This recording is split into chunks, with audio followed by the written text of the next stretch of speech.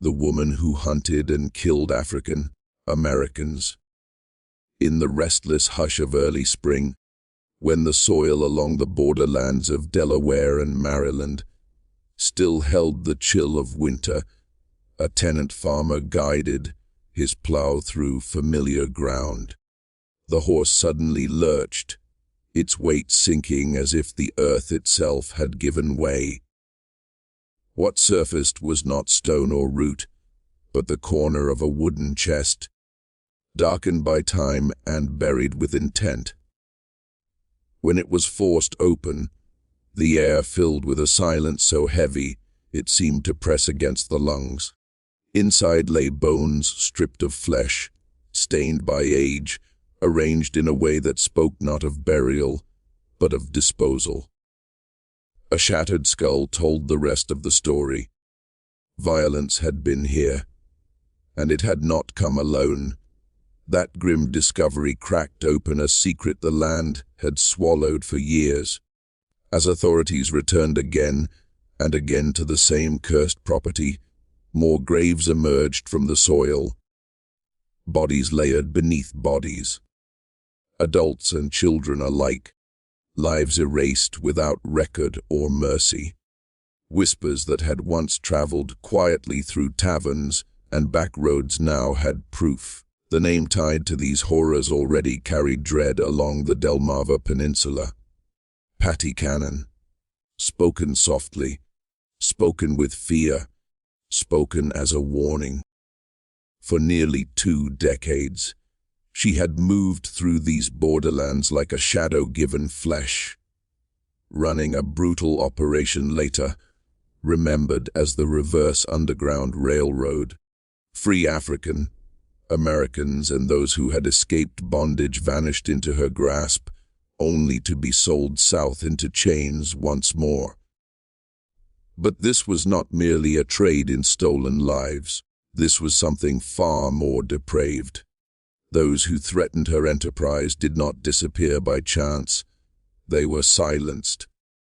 Rivals, witnesses, even children were erased when they became inconvenient.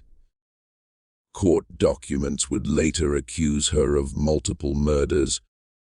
Yet those who survived her orbit insisted the truth was far bloodier. A body count that stretched far beyond what the law could prove. The reach of her network seeped outward, touching distant towns and river ports, spreading fear far beyond her rural stronghold. It thrived because it fed on neglect and cruelty, protected by blurred borders, racial indifference, and a society that rarely searched for the missing when their skin marked them as expendable. For years, the machine ran unchecked, its victims swallowed by forests and waterways, their names forgotten almost as soon as they were taken. The land itself seemed to conspire with her. The settlement, later known as Reliance, sat at a deadly crossroads, where counties and states overlapped, just enough to confuse jurisdiction and delay justice. A single step could carry a criminal beyond the reach of a pursuing officer. Locals once called it Johnson's Crossroads, named for a tavern that became the beating heart of unspeakable crimes. From its doors, captives were moved under cover of night, their paths winding through marsh and pine, always toward silence. The terrain offered perfect concealment. Endless woods swallowed sound. The river curved like a dark vein through the land, allowing human cargo to drift unseen toward distant markets. Roads barely deserved the name, little more than scars through mud and brush. Isolation ruled here, for anyone seeking to vanish people without consequence. This place was a gift. Patty Cannon arrived in this liminal world near the end of the 18th century, her past deliberately obscured. She shifted names as easily as stories, leaving no firm trace of her beginnings. What is known is that she married Jesse Cannon, a quiet farmer whose life appeared as ordinary as the fields he tended. Their home straddled the state line, a trivial detail to neighbors, but a crucial weapon in Patty's hands. The house itself seemed unremarkable, thick-walled and modest, its windows small and watchful. Yet within those walls, rooms were altered, spaces hidden, darkness shaped into confinement. Human beings were kept there, waiting, listening, knowing that escape was unlikely. Beneath the illusion of domestic normalcy, something monstrous took root. The era itself helped it grow. When the transatlantic slave trade was outlawed, the hunger for enslaved labor did not fade. It intensified. Cotton devoured the South, spreading across fertile ground and demanding endless hands to harvest its wealth. With no new captives arriving from overseas, the price of a living person soared. Freedom itself became a liability. Those who had been emancipated after the revolution found themselves hunted, their liberty fragile and temporary. In this climate, Patty Cannon thrived. She understood the market, the geography, and the cruelty of the system she exploited. Each kidnapped life became currency, each disappearance another transaction, hidden behind legal confusion and social apathy. And when anyone threatened to expose her, when someone saw too much or knew too much, the solution was final. The ground would open. The river would carry secrets away. The forests would keep their silence. The buried chest uncovered in that field was not an anomaly. It was evidence of a long, calculated terror that had woven itself into the fabric of the region. As the grave surfaced, so did the truth, ugly and undeniable. A woman who had worn the mask of a settler, a wife, a tavern keeper, had also been a hunter, a killer, a broker of human suffering who understood exactly how invisible her victims were to the world around her. Even now, the story clings to the land. The crossroads remember, the river remembers, and the shadows whisper of a time when evil walked openly, unchallenged, feeding on greed and silence. This is the legacy carried by Gospel of the Haunted, where history does not rest quietly, and the dead do not stay buried. The borderlands of Maryland and Delaware were home to communities of free Americans who lived and worked under a fragile illusion of safety. They tilled fields, shaped iron, raised families, and built modest lives, yet every sunrise arrived with unease clinging to their breath. Freedom for them was conditional and easily revoked. They lived without guardians, without voices the courts would hear, and when one of them vanished, the silence that followed was rarely broken. To the white authorities of the time, these disappearances barely registered, as if entire lives could dissolve without consequence.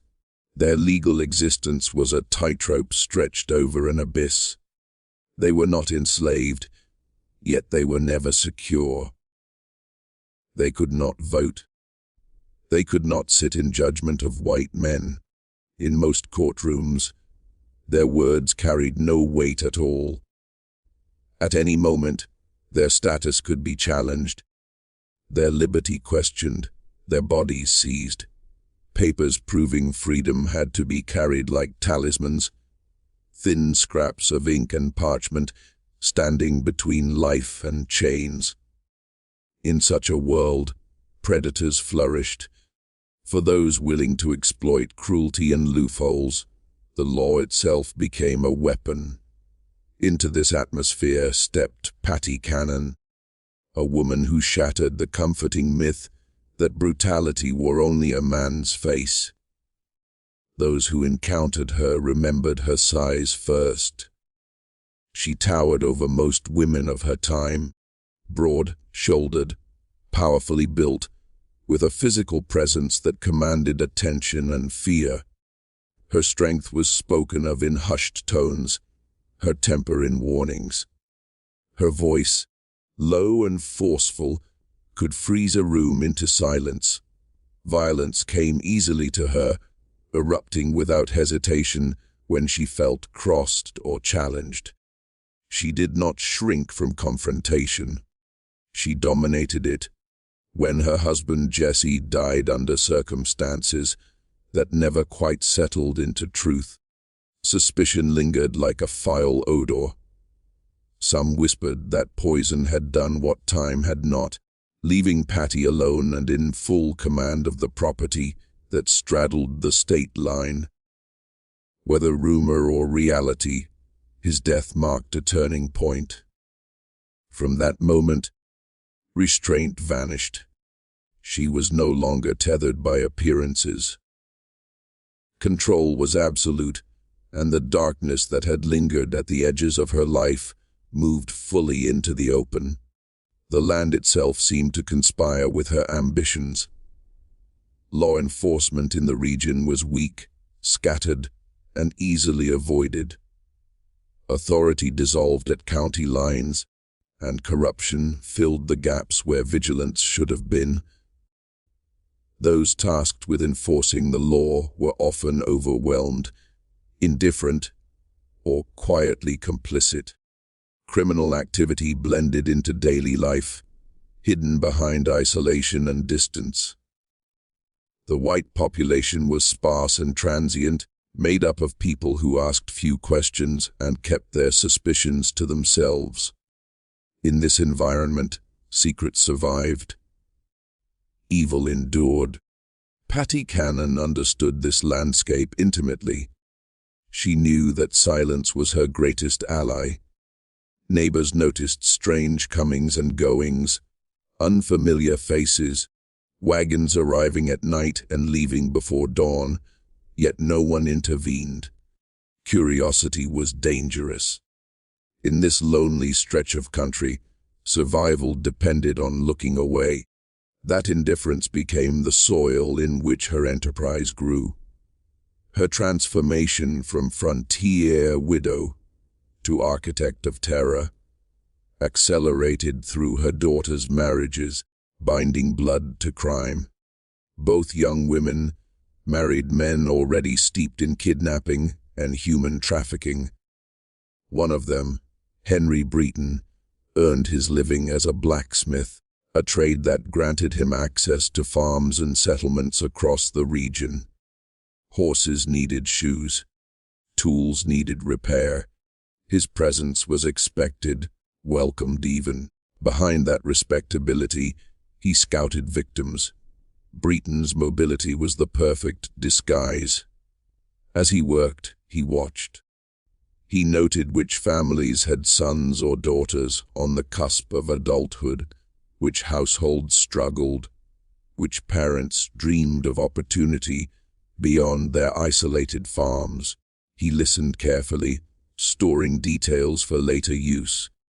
When the time was right, he returned not as a tradesman, but as a liar bearing false promises. Employment, better wages, a chance at something more. Desperation did the rest. The methods were crude, but devastatingly effective. Deception opened the door. Force closed it. Parents, believing they were securing a future for their children, allowed them to leave with men who smiled too easily. By the time the truth revealed itself, it was already too late. Those children vanished into a system designed to erase them. Breton's crimes were no secret, even before his arrest. His reputation preceded him, yet consequence remained elusive. When he was finally captured and jailed for kidnapping, it seemed for a brief moment that justice might intervene. That illusion shattered when he escaped, slipping back into the shadows with renewed confidence. The message was clear. The system could be beaten. It was after that escape that blood permanently stained the Cannon name. Working alongside Patty and another criminal associate, Breton set his sights on a rival slave trader passing through the region. The man arrived at the tavern seeking rest, carrying a fortune intended for human purchase. He believed he had found shelter. Instead, he had walked into a carefully prepared trap. Alcohol flowed freely that night, each drink loosening caution, each laugh masking intent. The conspirators waited, patient and predatory, until the moment came. When the trader retired to his room, they followed. Voices were raised, furniture scraped. A struggle erupted, sharp and sudden. Then came the gunshot, a violent punctuation that tore through the night. By morning, the man was dead. His money had vanished. His wagon and horses were gone. His body was buried quickly, carelessly, as if life itself were nothing more than refuse. That patch of land became a grave, the first of many. The property transformed into a dumping ground, a place where inconvenient lives were fed to the earth. Breton and his accomplice would eventually face the noose, their crimes finally catching up to them. But Patty Cannon remained untouched and undeterred. If anything, the executions hardened her resolve. Murder had proven profitable. Silence had held. The path forward was clear. From that moment on, restraint was gone. The woman who stood at the center of this web had crossed a line from which there was no return. The land remembered. The soil absorbed secrets. And Patty Cannon continued, unchallenged, her shadow stretching longer with every life that disappeared, while the borderlands watched and said nothing. What followed did not weaken her. It sharpened her. Loss and exposure did not frighten Patty Cannon away from violence. They refined her instincts and hardened her purpose. She did not see the downfall of others as a warning that crime led to ruin. She saw it as proof that failure came from carelessness. From that moment on, she committed herself to structure, discipline, and secrecy, building something colder and far more efficient. Chaos would be replaced with calculation. Impulse would give way to strategy. The darkness she commanded would no longer stumble blindly. It would move with intention. When her daughter married again, fate delivered Patty Cannon exactly what she needed. Joseph Johnson was not merely a brute willing to seize human beings in the night. He was methodical. He understood supply routes, profit margins, and the invisible pathways that connected distant markets. He had money, contacts, and experience that reached far beyond the borderlands. Where others saw isolated crimes, Johnson saw a system waiting to be exploited. Together, they became something far more dangerous than any lone predator. They became an operation. Johnson brought with him a tavern positioned with chilling precision along the dividing line between states. The building itself embodied defiance. One step carried you into a different jurisdiction. One doorway erased another's authority. Warrants lost their power inside its walls. Pursuers could watch their quarry retreat across an invisible boundary and be forced to stop, helpless and enraged. This was not coincidence. It was design. The tavern became the nerve center of their expanding enterprise, a place where geography itself was bent into a shield. To the passing traveler, it appeared ordinary, a place to drink, to rest, to trade stories. Wagons arrived. Wagons departed. Money changed hands. Nothing seemed out of place. But beneath that familiar surface, another world existed. Hidden spaces swallowed sound. Concealed chambers waited in silence. Human beings were held there, stripped of names and futures, reduced to cargo waiting for transport. The building breathed deception, every plank and stone complicit in what occurred below. The tavern served many faces at once. It laundered money through legitimate business, masking the true source of its profits. It provided a steady excuse for movement at all hours, for strangers arriving and leaving under cover of darkness. It functioned as a warehouse for stolen lives, equipped with secret rooms meant to conceal suffering from curious eyes. And it acted as a meeting ground for those drawn into Cannon's orbit, a place where plans were whispered and rewards divided without fear of interruption. Below ground, the architecture told a different story. Narrow passages twisted beneath the structure, accessible only through hidden entrances known to a select few. Stone walls closed in tightly, designed to swallow sound and crush hope. Iron fixtures were embedded into the masonry, waiting to restrain bodies that fought too hard or screamed too loudly. Thin shafts allowed just enough air to keep captives alive, but never enough comfort to dull their terror. Time stretched endlessly in those spaces, measured only by hunger and dread. Around Cannon and Johnson gathered a disturbing array of accomplices. Their group crossed racial boundaries not out of unity, but utility. Each person served a function. White members handled negotiations with Southern buyers.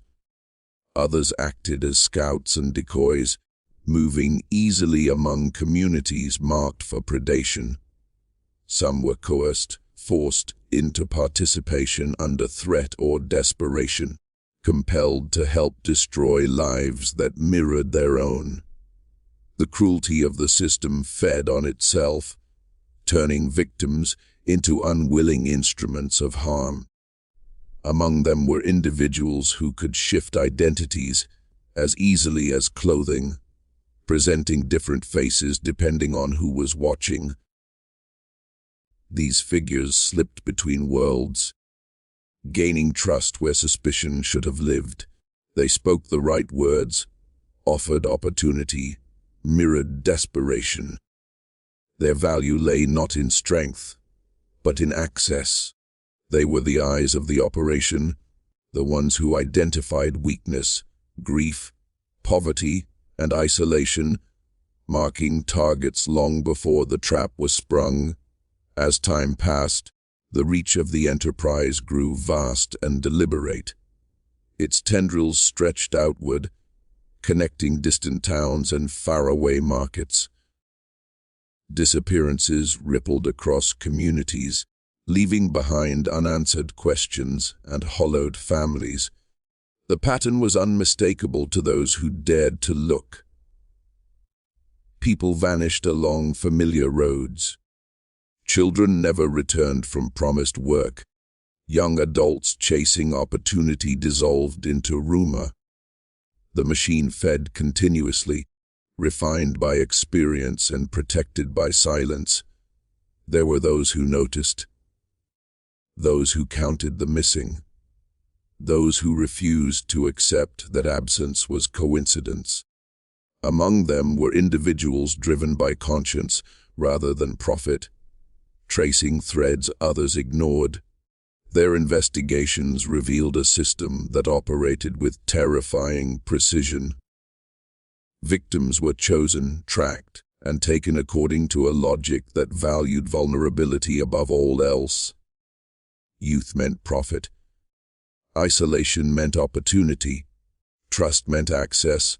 One surviving account, preserved against all odds, offers a glimpse into the abyss. A free woman, walking alone, seized without warning, hands everywhere, breath stolen.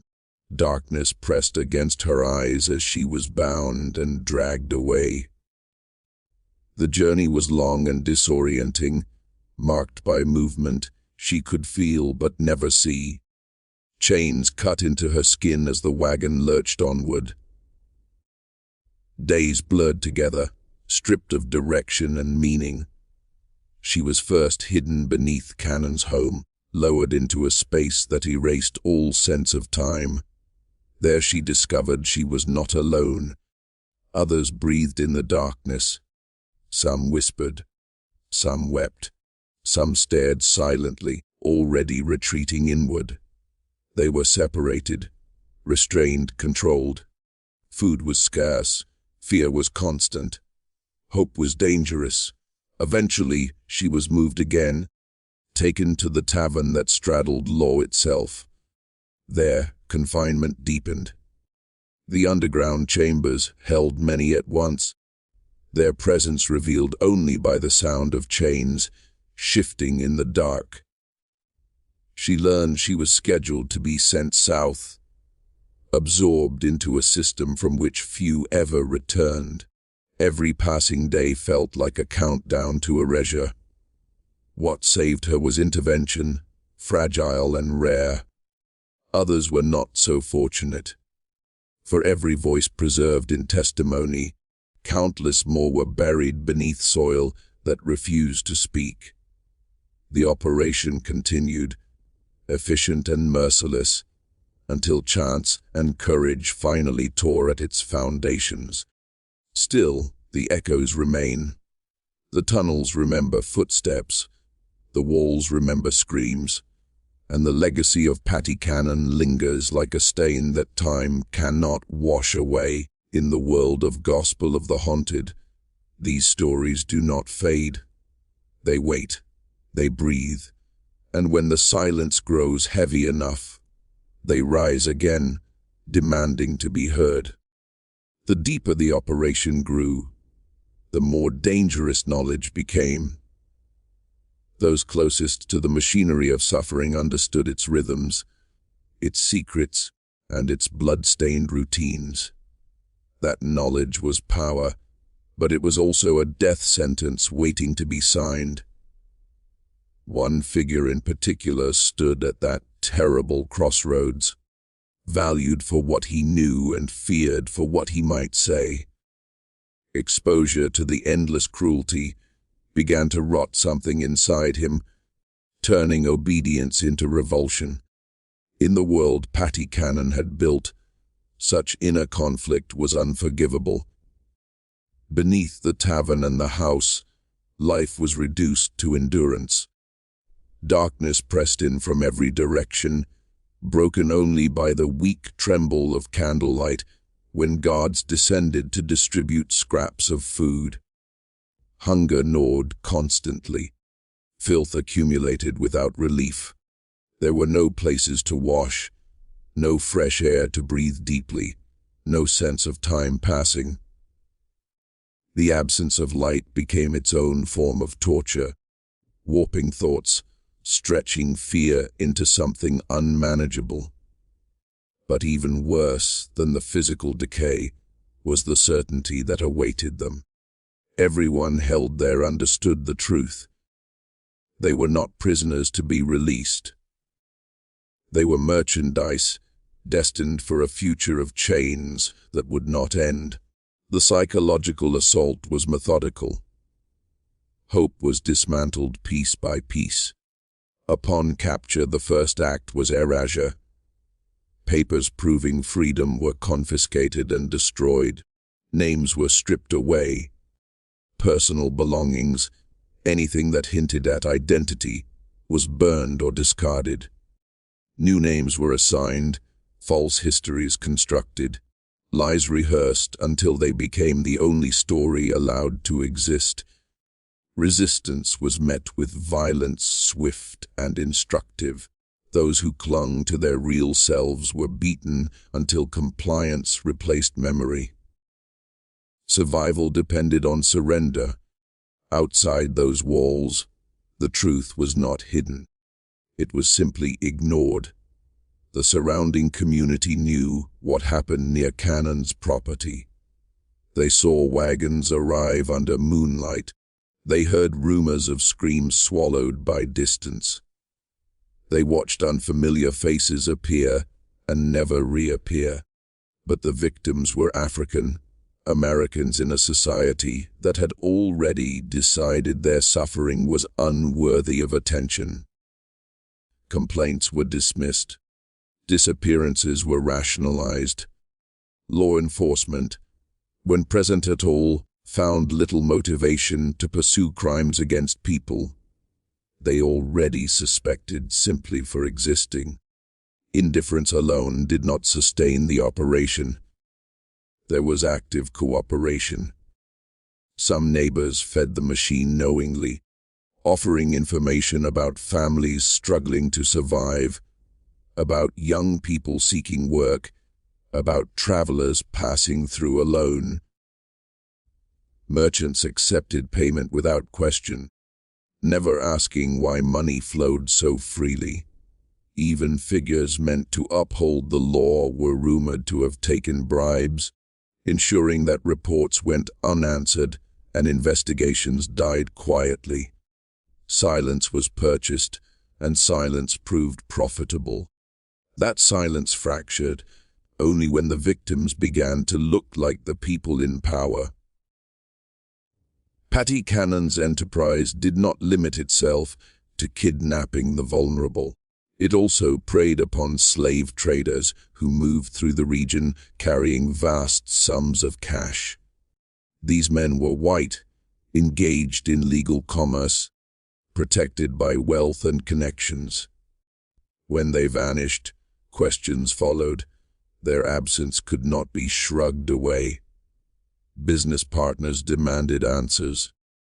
Investors demanded accountability. Suddenly, attention turned toward the borderlands. One disappearance stood out, an event that marked a shift toward inevitable collapse. A trader from the south, traveling with a fortune meant to purchase human lives, was last seen at Cannon's establishment. He never completed his journey. His horse later surfaced in Cannon's possession, an oversight too blatant to dismiss. When questioned, she offered an explanation that rang hollow, a story of departure and distant travel that investigators found impossible to verify. Doubt took root, and doubt invited scrutiny. This was not an isolated incident. It became a pattern. Traders entered the tavern seeking rest and opportunity. They were welcomed warmly, plied with drink, encouraged to speak freely about money, routes, and plans. Trust was cultivated deliberately. When defenses were lowered and caution drowned in alcohol, the trap snapped shut. Violence was swift. Bodies were buried hastily on familiar ground. Cash and captives were absorbed seamlessly into the operation, transformed into fuel for further crimes. The rewards were immense. A single murder could fund months of activity. The stolen enslaved people could be sold through established Southern connections, compounding profits. Eliminating these traders also removed competition, allowing Cannon's organization to dominate the region unchecked. Greed reinforced brutality. Success demanded escalation. But success brought attention.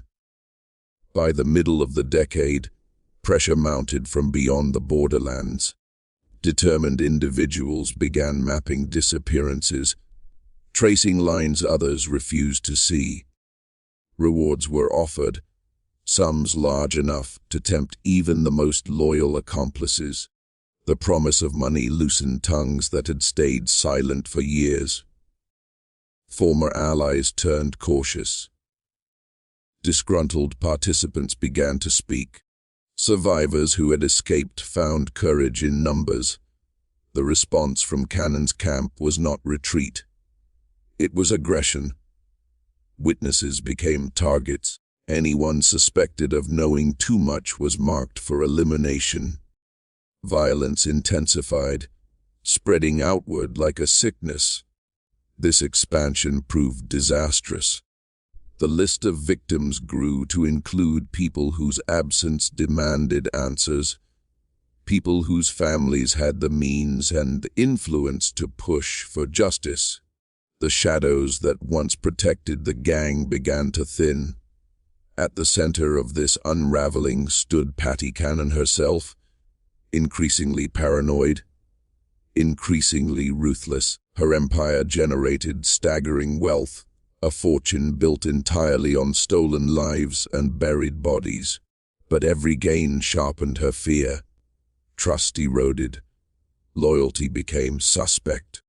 She became convinced that those closest to her were the greatest threat. That betrayal lurked in every familiar face. Among them was a boy she had owned since childhood. Taken young, raised within her household, molded by fear and coercion, he was forced into service as a tool of deception. As he grew, he was sent into the world to lure others into traps, his own identity weaponized against people who saw him as kin. He learned every secret, every route, every method, and with that knowledge came awareness. He saw the suffering. He heard the screams. He understood the machinery he was trapped within. To Cannon, he was property. To the operation, he was useful. But to the truth, he was a living archive of crimes too vast to remain buried forever. His existence embodied the fatal flaw of the empire. You cannot build a kingdom of silence without eventually creating someone who knows too much. And so the tension tightened. Every whisper carried danger. Every glance felt like accusation. The walls closed in not just on the captives below, but on the criminals above. The ground that had hidden so many secrets began to betray them. In the world of Gospel of the Haunted, this is the moment when inevitability sets in, when evil senses its own exposure, and when the ghosts of the forgotten begin to stir, ready to drag the truth into the light, no matter how much blood it costs. James' place within the Cannon household was one of both intimacy and terror, a position woven from threads of survival and complicity. Born into bondage, he had no choice in the tasks demanded of him, no voice to refuse the impossible. Yet as he grew, as his mind sharpened against the horror surrounding him, he began to perceive the full weight of his role.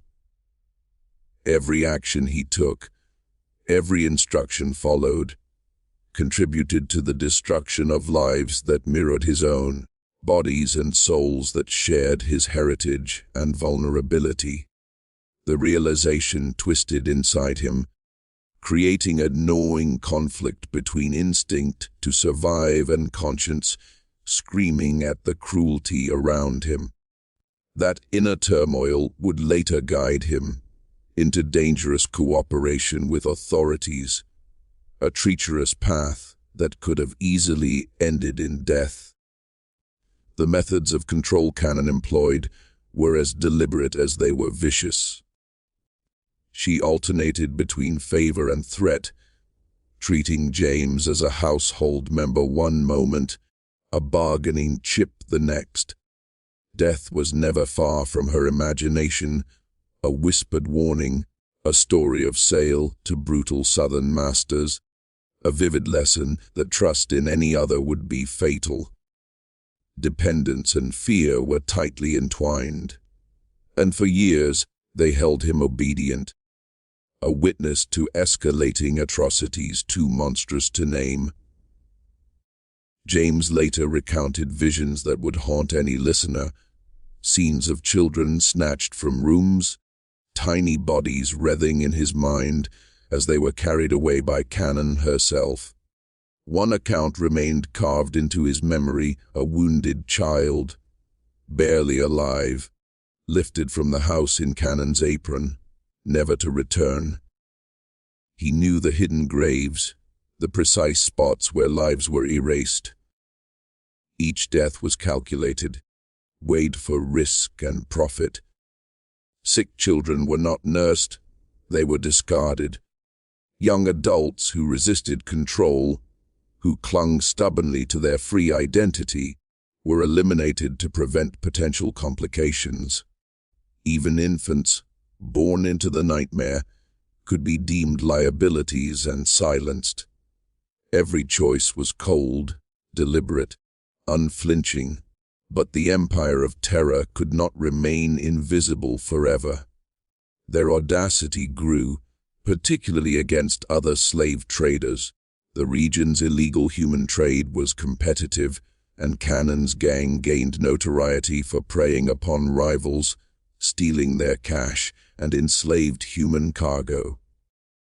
At first, these acts seemed clever, calculated, and invisible to those who looked the other way. Yet killing white men, men with connections, with families and financial backers, drew attention that no amount of secrecy could erase. Cannon had long assumed impunity, reasoning that her past success in murdering African Americans would extend to white victims. This fatal misjudgment would unravel her network. In the spring of 1829, the consequences of that miscalculation began to appear. A tenant farmer, plowing a field rented from Cannon, stumbled across a depression in the earth. At first, he thought it a natural quirk of the lowland, or perhaps an abandoned well. The plow struck something dense.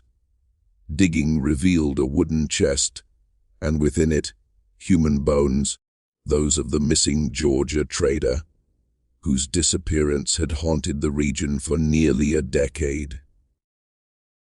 The chest had been crafted with precision, perfectly accommodating the form it held, a grim testament to years of meticulous concealment. This was no hasty burial. This was method perfected by repetition, cruelty practiced over time. The discovery sent shockwaves through authorities. Searches began, broad in scope, spanning properties connected to the Cannon Johnson network.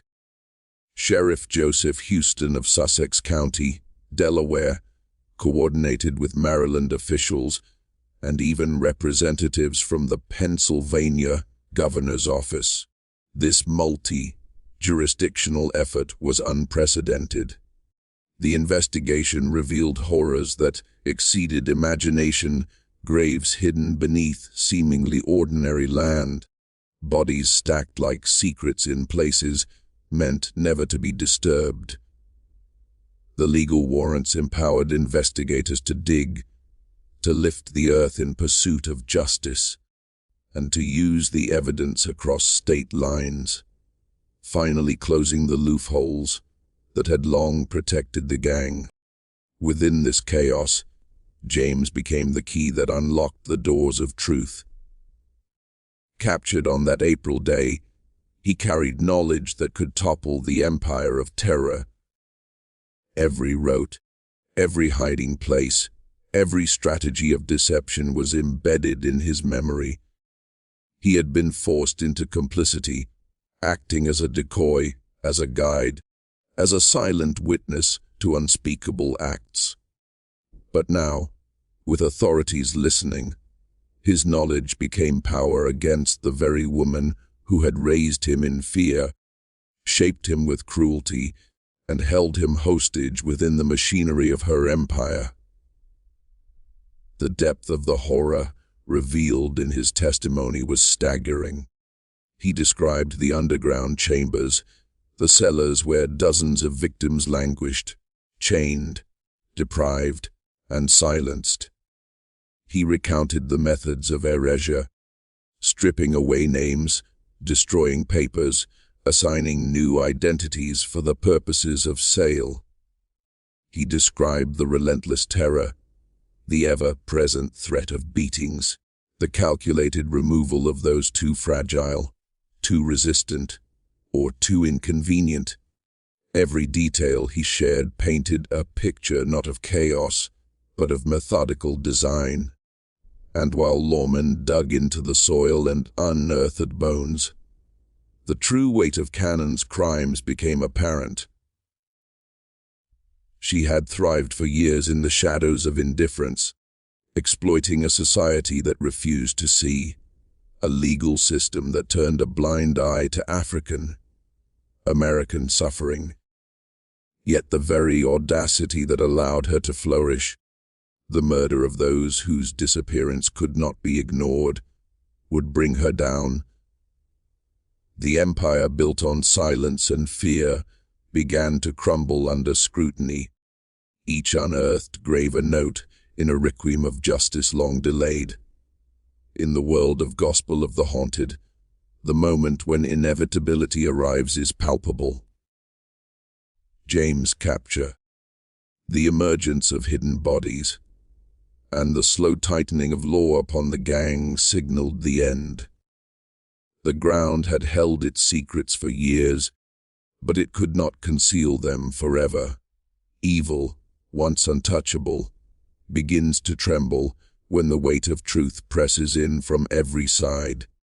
And in those quiet fields of Delaware and Maryland, the echoes of children, of captives, of silenced voices, rose once more, demanding to be remembered, demanding that Patty Cannon's shadow be traced to its rightful conclusion. No matter how dark the revelations, no matter how heavy the cost. The circumstances surrounding James' arrest were shrouded in shadow and rumor, but the fragments of court records suggest a desperate flight, a young man attempting to escape the very horror he had been forced to inhabit. Bound by years of coercion and terror, he found himself cornered, facing evidence that could end his life. And in that moment, with the weight of inevitability pressing down, he made a choice that would alter the course of justice and reveal the depths of human depravity. He would speak. He would unravel the secrets of Patty Cannon's empire. This decision was not a simple act of self-preservation.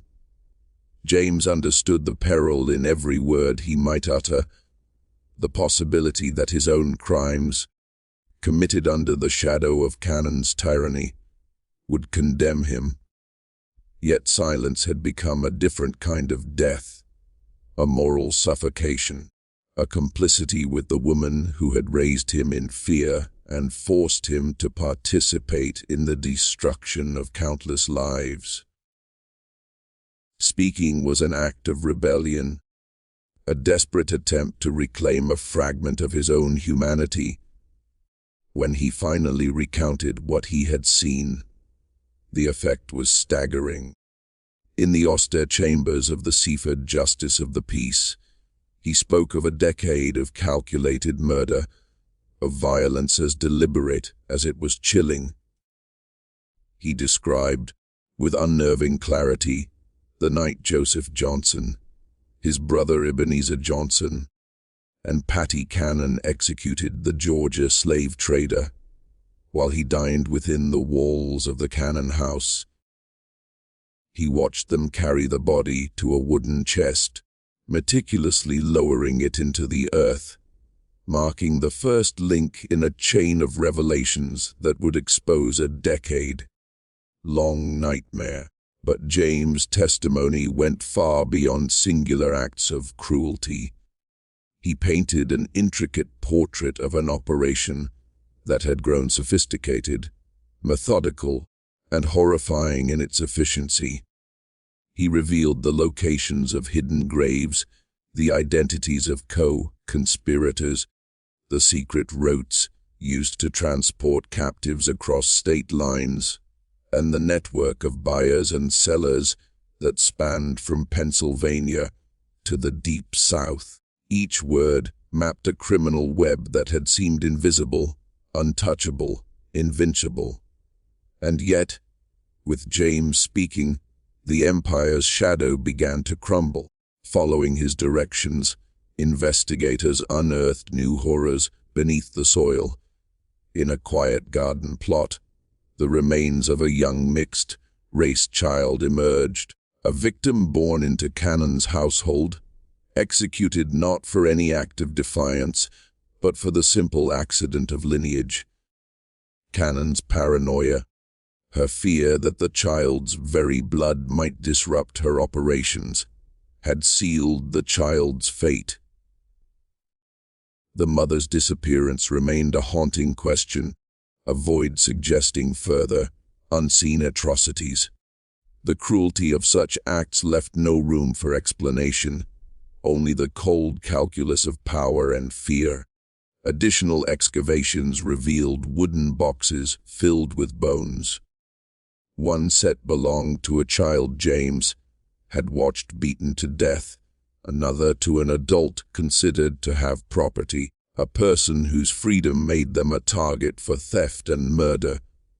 The patterns were unmistakable, the intent undeniable.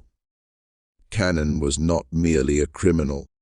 She was a serial killer, a predator whose reign had been shielded by geography, societal indifference, and an accomplice network skilled in secrecy. The precision of the boxes, the strategic locations of graves, and the horrifying suggestion that some victims had been buried alive testified to a mind that calculated terror with chilling method. As the news spread, courage emerged in the shadows. Witnesses who had long endured the fear of Cannon's reach began to step forward. Thomas Freeman, a free African American, told of his near capture in 1827, of the false promises and well-dressed deceivers who had lured him toward Delaware. Freeman had noticed discrepancies in his escort story and, with instinct sharpened by caution, slipped away, hiding for days before returning to safety. His testimony illuminated the gang's recruitment methods, subtle, manipulative, and terrifyingly effective, preying on the desperation of the vulnerable and exploiting the veneer of legitimacy to snare the unwary. The investigation quickly broadened beyond Delaware's borders. Maryland authorities began inspecting properties tied to gang members, while Pennsylvania officials worked to trace the scope of the kidnapping network. The full reach of Cannon's terror began to unfold, a sprawling operation of cruelty, deception, and murder, touching communities across state lines, thriving on the silence of those too afraid or too powerless to resist. Every grave uncovered, every witness who dared speak, added layers to the narrative of horror. The meticulous detail of James' memory guided law enforcement through a landscape long hidden, revealing an empire built on fear, violence, and absolute control. Cannon's attempts at invisibility had relied on intimidation, complicity, and the assumption that no one would dare follow the trail she had so carefully obscured. Yet, like a tide breaking through a dam, truth surged forward, exposing decades of suffering, of lives extinguished to protect greed and power. In the fields of Sussex County, beneath the ordinary earth that had once absorbed the screams of countless victims, the past began to speak. Children, adults, the enslaved and the free, all became voices in the testimony of James and the brave few who followed his lead. The meticulous cruelty of Cannon's hand, the systematic erasure of human dignity, and the sheer scale of her crimes became undeniable. Every revelation drew law enforcement closer to the woman who had believed herself untouchable, the shadowed matriarch of terror whose reign of blood could no longer hide behind fear or indifference. And in the world of gospel of the haunted, the fields, the cellars, the secret chambers, all of it breathes once more. The echoes of those long silenced rise with every shovel of earth, with every trembling voice that speaks, demanding to be remembered. Patty Cannon's empire of terror, once thought invincible, faced its reckoning, its secrets dragged into the open by courage born from desperation. The darkness she commanded now trembles under the weight of truth, and the ghosts of those stolen from life whisper warnings, lessons, and the chilling reminder that evil, no matter how long it hides, always leaves a trace, always waits to be uncovered. If the story of Patty Cannon sends a shiver down your spine, imagine the tension that gripped every corner of Delaware and Maryland when justice finally turned its eye on her. Share this with someone who revels in the shadows of history. And remember, subscribing ensures you'll follow every twist and revelation in the world of gospel of the haunted. The final chapter of her reign of terror is a chilling testament to the slow, grinding power of law against entrenched evil. The coordination between jurisdictions was unprecedented. For the first time, authorities approached the Cannon gang not as isolated criminals, but as participants in an intricate, interstate conspiracy that demanded attention at the highest levels. Officials from Washington, D.C. became involved, marking the early stirrings of a federal approach to organized crime, a recognition that some shadows cannot be contained by a single county or state. On April 13, 1829, a grand jury of 24 white men in Delaware handed down indictments against Martha Patty Cannon on 4 counts of murder. Signed by Attorney General James Rogers, these charges represented a seismic shift in legal accountability. A white woman facing justice for crimes committed against African Americans. The jury itself reflected a cross-section of Delaware society, farmers, merchants, professionals, but collectively, they acknowledged the enormity of the evidence before them. The charges were chillingly specific: the murder of an infant girl on April 26, 1822, a male child on the same date, an adult man on October 1, 1820, and a boy on June 1, 1824. Each count carried the death penalty, and the mounting evidence made the indictment inescapable. Unlike typical cases of the period, which relied heavily on hearsay and the testimony of neighbors, the prosecution combined physical evidence, corroborating witnesses, and confessions from someone with intimate knowledge of the crimes. The case had become a cage from which escape was impossible. Cyrus James, the young man forced into crime as a child, now wielded the power to dismantle the empire that had dominated his life. His testimony was the backbone of the prosecution, his memory and courage illuminating crimes previously invisible to the law. James led investigators to burial sites, identified gang members, and described in meticulous detail the methods of the operation, the routes, the disguises, the brutal precision with which the gang functioned. His voice carried the weight of every life stolen, every scream silenced, every shadow of fear cast over the borderlands.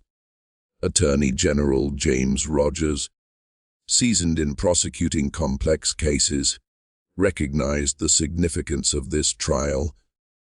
It was not merely a matter of convicting a murderer. It was a demonstration that the law could penetrate even the most carefully constructed networks of terror. Rogers understood that a conviction would reverberate through criminal enterprises across the region, sending a message that no one, not even a woman as terrifyingly formidable as Patty Cannon, could operate with impunity. And yet, Patty Cannon herself defied expectation. At approximately 70 years of age, she remained physically imposing, sharp-minded, and unrepentant. Newspapers described her as a figure of fear and authority, her presence commanding even seasoned criminals. Facing the weight of incontrovertible evidence, she exhibited no remorse, no fear. To her, her actions were business transactions, necessary steps in a world where human lives were commodities, and the law had finally caught up to her audacity. Her imprisonment in the Sussex County Jail in Georgetown was equally remarkable. The crude stone structure, meant for petty criminals and debtors, was reinforced to contain her. Extra guards were posted, iron bars secured her cell, and yet, within these confines, Cannon began to speak freely. She confessed to killing at least 24 people over the years, African, Americans, rival slave traders, potential witnesses, all who had threatened her meticulously constructed enterprise. Her tone was disturbingly casual, describing murder as if discussing livestock or property, betraying a moral vacuum that chilled even hardened law enforcement officers. These confessions revealed a mind both calculated and monstrous. Cannon's killings were rarely impulsive. They were decisions rooted in profit, control, and elimination of risk. Children, infants, adults, all were assessed for their utility and potential threat. Any resistance, any assertion of freedom, was met with execution. Her indifference to life was absolute, her logic cruelly precise. She had operated in the shadows, protected by geography, societal prejudice, and fear, but now, with Cyrus James guiding the authorities, those shadows were collapsing. The physical evidence supported every revelation. Graves arranged with systematic precision, wooden boxes designed to conceal bodies, and the calculated placement of remains suggested not random violence, but a long-practiced method perfected over years. The discovery of these horrors, combined with multiple witness testimonies, made the prosecution's case unassailable. Each unearthing of a body, each corroborating account, added layers to the narrative of terror that had defined the Cannon Empire. In the world of Gospel of the Haunted, this is the moment when darkness trembles. The fields, the hidden cellars, the secret chambers, all of it speaks again.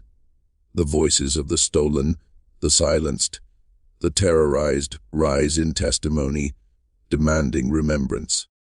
Patty Cannon's reign, once seemingly untouchable, faced the inexorable weight of justice.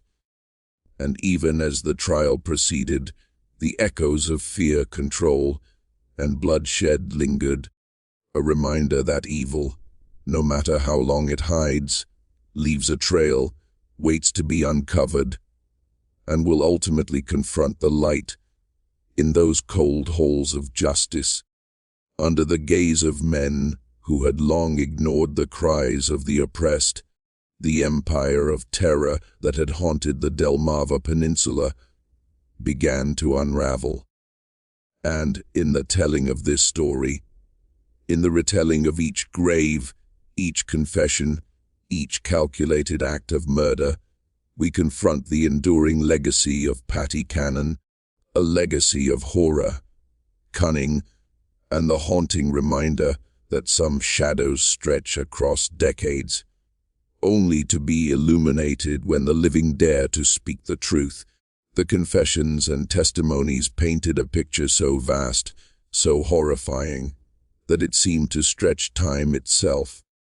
Cyrus James, the young man forced into unspeakable crimes as a child, recounted murders reaching back into the early 1810s, kidnappings that snatched hundreds of lives, and a sprawling criminal network that wove itself through multiple states.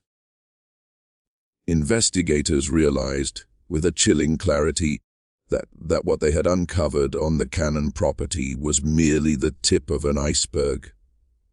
The web of terror extended far, beyond the borders of Delaware and Maryland, each thread tied to fear, profit, and death. The wheels of justice moved with unusual urgency. Public outrage, combined with the weight of physical evidence and detailed testimony, accelerated the legal process. The authorities were determined to bring Cannon to trial swiftly, and for weeks, the community held its breath, anticipating the reckoning of a figure who had dominated the Delmarva Peninsula through terror and cunning. The prosecution's approach was direct and unrelenting. Present the gruesome evidence, allow Cyrus James and other witnesses to speak of horrors endured, and leave the jury to confront the unshakable truth of her crimes. The defense, such as it was, could only plead for leniency, citing age and gender, arguments that seemed feeble against the scale of atrocities revealed. By late May of 1829, preparations were underway for what promised to be one of the most significant criminal trials in Delaware history. Jurors were selected, legal observers gathered, and newspapers from Philadelphia to Baltimore readied themselves to chronicle the proceedings. Yet, the final act would never play out as expected. On May 11th, just weeks before she was scheduled to face execution, Patty Cannon was discovered dead in her cell. The official cause was recorded as suicide by poison, though the circumstances remained shrouded in uncertainty. Whispers swirled among the guards and townsfolk. Had a sympathizer smuggled arsenic to her, or had she hoarded a lethal substance over weeks, quietly awaiting this moment of control? The scene in the Georgetown jail was both mundane and extraordinary. Cannon's lifeless body lay on the floor of her cell, undisturbed, as if she had merely fallen asleep. The cell was locked, the doors secured, yet within her clothing, a small vial hinted at the method of her final act. Arsenic, analysis later revealed, had ended the life of the woman who had terrorized an entire region. How she obtained it remained a mystery, a final secret held close even in death. Some believed she had been planning this escape from the moment of her arrest, understanding that execution would strip away the last vestiges of control she still wielded. In choosing the poison, she claimed autonomy, a grim assertion of power until her very last breath. Her death left families of victims bereft of closure. The legal system had been prepared to mete out justice, to offer a sense of reckoning, yet it was denied them. Still, the collapse of Cannon's life marked the end of a criminal enterprise that had operated for nearly 20 years, A shadowy reverse underground railroad along the Delmarva Peninsula finally brought to a halt. Investigations persisted for months, yet without her testimony, the full extent of her operations remained partially obscured. The fates of her surviving partners were a mixture of escape and uncertainty.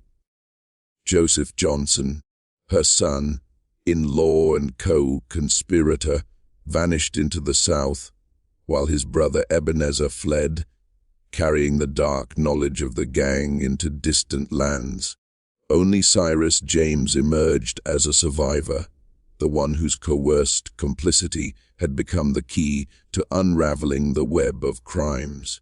Recognizing the impossibility of punishing a boy forced into terror, Delaware courts granted him freedom and protection.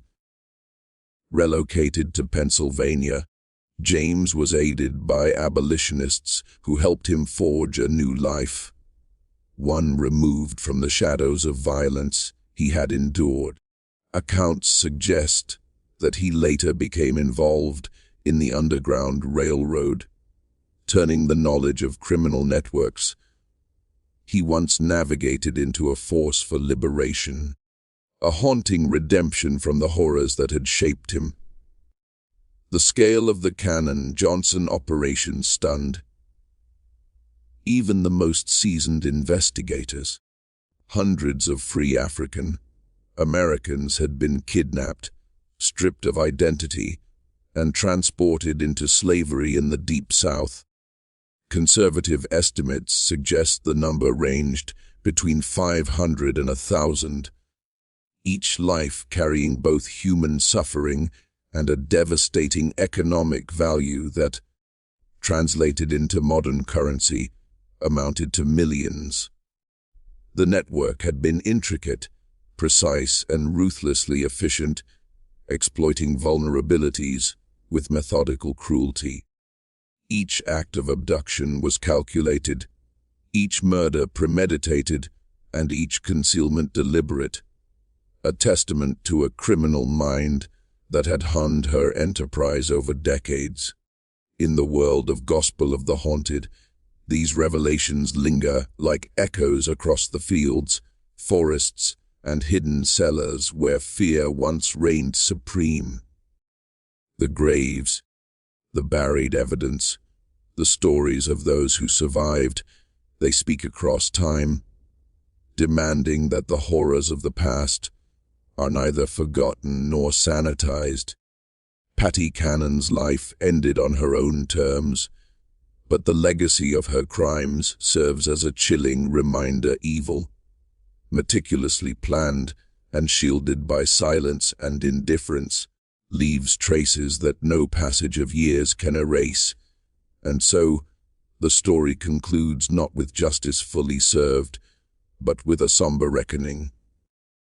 The Empire of Terror, the reverse Underground Railroad, the lives stolen and shattered, these horrors remain stitched into the memory of the land. In recounting them, in listening to each whisper, each confession, each trace of violence, we confront the enduring shadow of Patty Cannon. A shadow that stretches across decades, across states, and across generations, waiting, like old dark truths in Gospel of the Haunted, to be remembered, to be acknowledged, and to warn that evil, no matter how cunning, can never entirely hide from the light. The human cost of the Cannon Gang's reign was measured not in numbers, but in broken lives, fractured families, and communities haunted by absence. Each kidnapping was more than a crime, it was a rupture of existence, a theft so absolute that it erased the past and replaced it with chains, distance, and terror. Children ripped from the arms of parents, spouses torn apart, neighbors left to tremble at the mere thought of the next disappearance. Fear became the constant companion of life along the Delmarva Peninsula. The horrors were not contained to a single town or county. Evidence uncovered during the painstaking investigations revealed a network of depravity stretching from the bustling streets of New York to the humid plantations of Louisiana. This was a sophisticated system of human exploitation, an illicit machinery that fed upon the jurisdictional gaps, the indifference of law enforcement, and the racial prejudices of the early 19th century. Patty Cannon's own demise, the final chapter of her mortal life, did not grant her peace, nor did it provide closure to those left in her wake. She was buried hastily in the Georgetown jail yard, the earth covering her body with the muted silence of shame and fear. The ceremony, if it could be called that, was meant not to honor her, but to erase her from memory. Yet the past is stubborn, and the ground would not hold her story quietly. Decades later, when the land was paved over and converted into a parking lot, her remains were moved to a potter's field near a newly constructed prison. In an unsettling and grotesque fascination, her skull became a public spectacle, displayed in libraries, museums, and exhibits, each presentation a macabre reminder of the darkness she had wrought. By 1961, it rested on loan at the Dover Public Library, staring silently at generations who could scarcely comprehend the scale of her cruelty, yet could not turn away. The legacy of Patty Cannon extends far beyond the grisly details of her death or the spectacle of her remains. It is embedded in the shadowy architecture of American slavery, in the vulnerability of free African Americans navigating a world structured to exploit, enslave, and erase them. The reverse Underground Railroad she commanded was a perverse mirror of liberation, a system that dragged freedom backward into chains, a stark counterpoint to the stories of escape that inspire us today. For every path to safety, there were countless roads paved with fear, kidnapping, and death. Her operations exploited the intricacies of geography and law, the confusion of state lines, and the absence of inter-jurisdictional coordination, allowing a criminal enterprise to flourish with a terrifying efficiency. Historians continue to study the Cannon case as a stark example of systemic failure, of how crime can prosper in the spaces left by inadequate oversight and social prejudice. For nearly 2 decades, Cannon and her network manipulated these gaps, shielded by local complicity, economic incentives, and the structural racism that devalued the lives of her primary victims. It was a lesson in the fragility of justice in a nascent republic, a lesson that would echo into the development of more coordinated law enforcement practices decades later. The scars left on the local landscape and memory are no less real than the graves unearthed during investigations. The area surrounding Johnson's Crossroads, later renamed Reliance, never fully escaped the stigma of its association with the gang. Families relocated, communities fractured, and property values remained depressed, all silent witnesses to the shadows that once walked openly among them. The stigma lingered like a dark fog, a reminder that the influence of terror is not confined to the moment of crime, but can seep into generations, shaping the geography of fear as surely as it shaped human lives. The implications of Cannon's crimes extended beyond her immediate victims. They forced a reckoning with how society viewed race, power, and justice. African Americans, whether free or enslaved, were treated as commodities, their suffering invisible to the law, until the net of her crimes ensnared white victims. And even then, the response was driven as much by financial incentive as moral obligation. The case illuminated the deep fractures in legal and social systems of the time, showing how prejudice, negligence, and opportunity could combine to allow systematic violence to persist. Yet, within this darkness, there is a lingering whisper of resilience. Survivors like Cyrus James, those forced into complicity, yet ultimately finding a path to freedom, embody a counter-narrative to the relentless cruelty. Their courage and testimony became the instruments that finally exposed the gang, allowing the law to close in on the horrors that had once seemed untouchable. Their voices, once silenced by fear, became the beacons that illuminated the full scope of the crimes, ensuring that the terror could not hide forever. In the world of Gospel of the Haunted, the echoes of Patty Cannon's deeds resonate still. The stolen children, the disappeared adults, the communities held in suspended terror, all speak across time. The graves, the hidden cellars, the whispered confessions, they remind us that evil, no matter how carefully concealed, leaves traces. It leaves shadows that stretch across decades, across states, across generations. To remember Patty Cannon is not merely to recount the deeds of a criminal.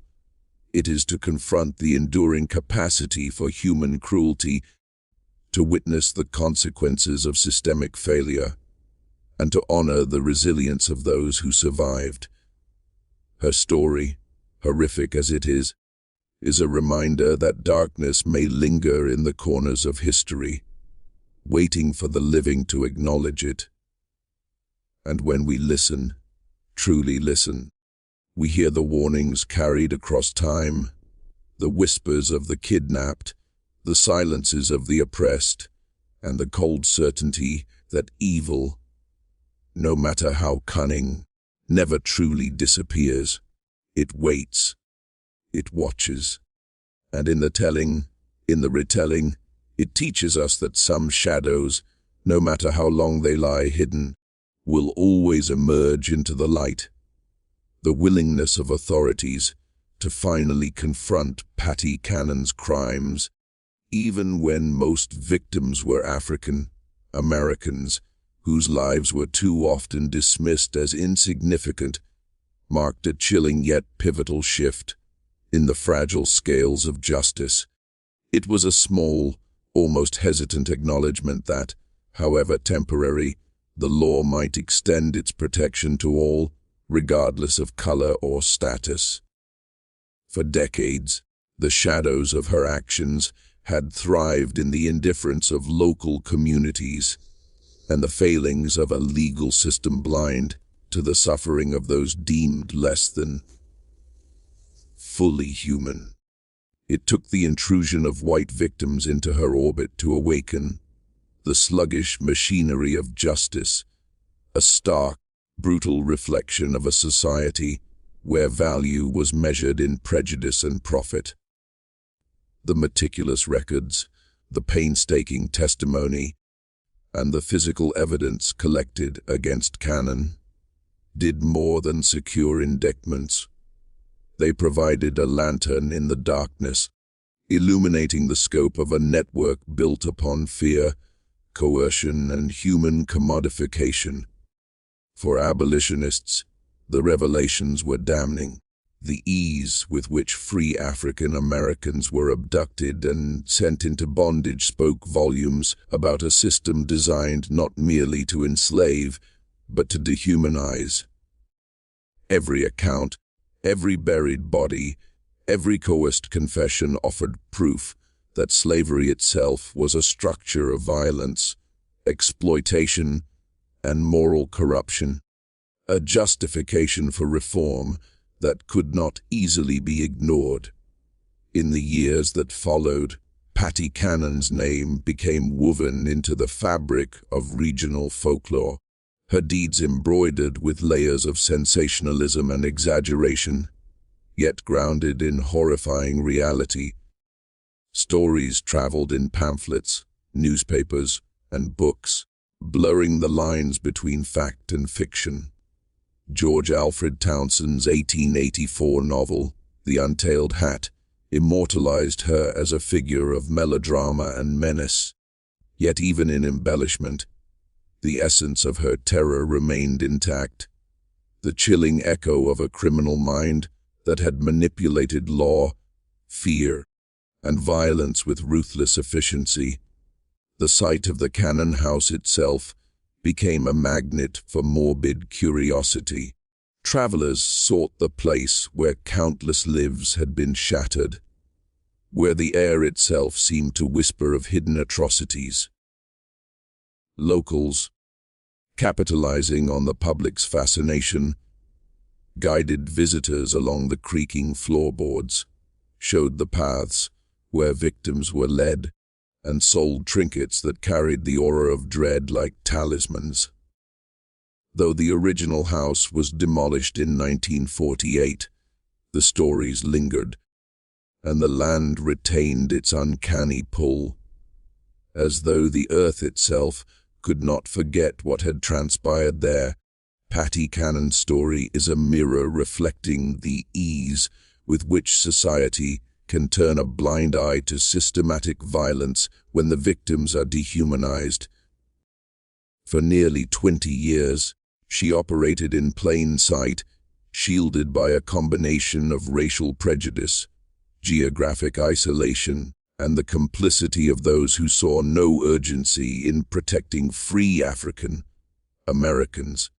It was only when the tide of victims touched those deemed valuable by societal standards that the law stirred into action, proving in a grim and undeniable way that justice often bends to power, wealth, or status before morality.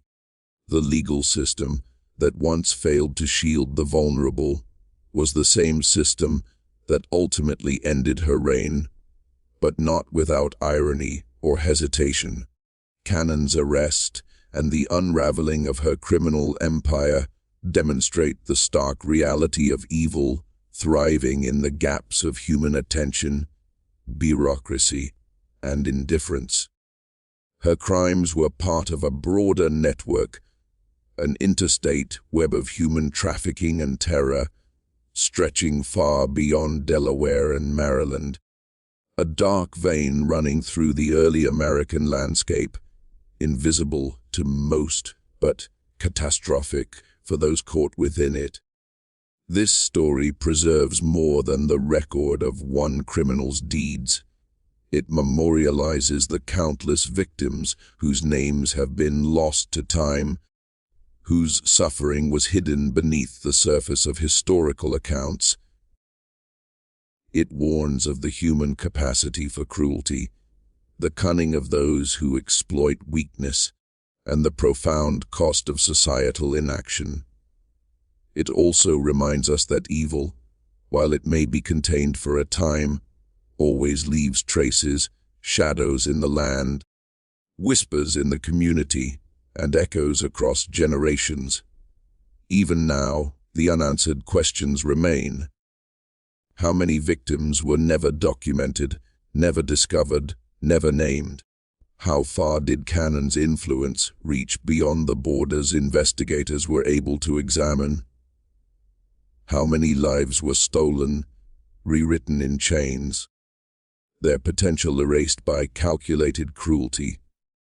These questions linger, and in their persistence, they demand recognition.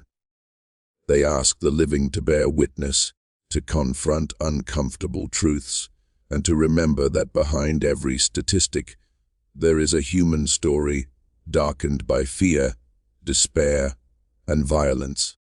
The tale of Patty Cannon and her gang continues to teach, warning of what can flourish when society's protections fail and greed prejudice, and terror are allowed to govern human interactions. It is a narrative that reverberates in the fields of Delaware and Maryland, in the silent spaces where families once lived in trembling uncertainty, and in the archives that hold fragments of testimony and buried bones. And yet, it is also a story of resilience, the courage of survivors, of Cyrus James and others, who broke the chains of coercion and became witnesses, giving voice to the voiceless and aiding the pursuit of justice against overwhelming odds. In the world of Gospel of the Haunted, her legacy is not just horror. It is a lesson, a shadow stretching across time, demanding to be seen and acknowledged. Every stolen child, every hidden grave, every whisper of her calculated violence reminds us that evil, no matter how cunning, never truly disappears. It waits, it watches, and it challenges the living to remember, to confront, and to bear witness. And so, the story ends not with closure, but with vigilance. The victims of Patty Cannon may rest in the obscurity of history, but their echoes persist, and her crimes remain a chilling testament to human cruelty. In remembering, in studying, and in recounting these dark chapters, we honor those lost, acknowledge the lessons of the past, and accept the haunting truth that some shadows, no matter how deeply buried, will always rise again, demanding that we never forget.